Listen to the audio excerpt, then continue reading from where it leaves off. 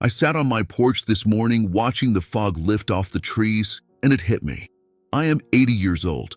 In the quiet of this house, the silence isn't just empty space anymore. It's a library of echoes.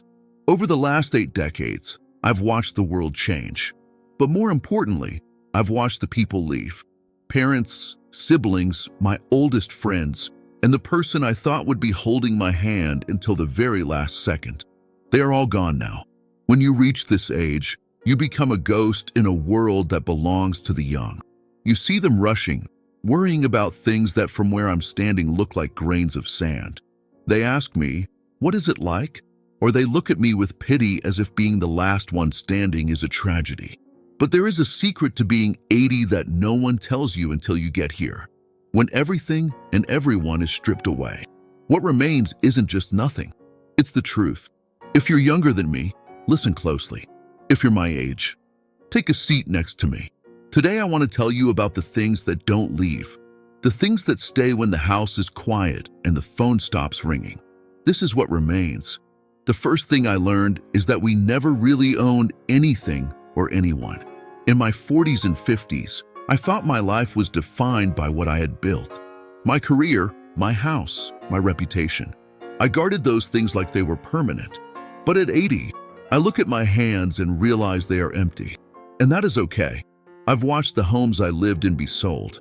I've watched my professional legacy be forgotten by people who weren't even born when I retired. What remains isn't the trophy on the shelf.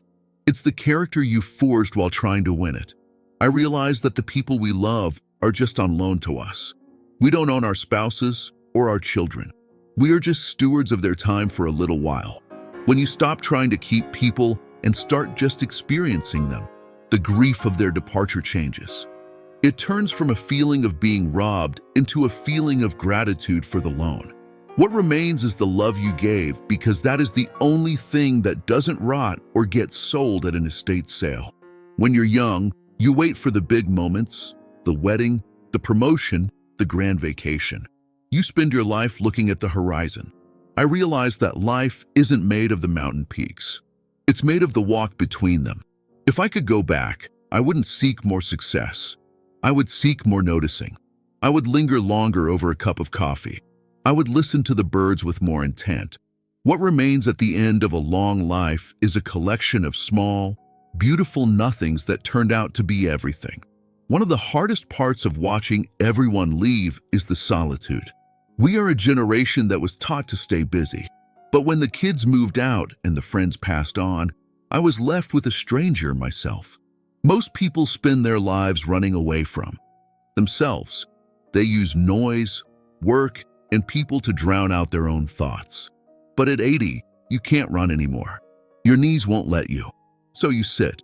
And in that sitting, I found a strength I didn't know I had. What remains is your internal fortress. If you haven't built a relationship with yourself, old age will be terrifying.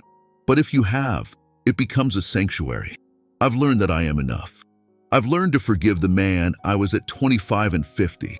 What remains is a quiet peace with the person in the mirror. You realize that you were your own best friend all along.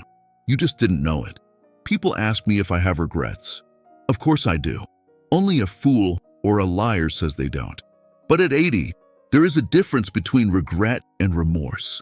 I regret the risks I didn't take. I regret the words of love I kept bottled up because of pride. But what remains, and what is most painful, is remorse for the times I wasn't kind.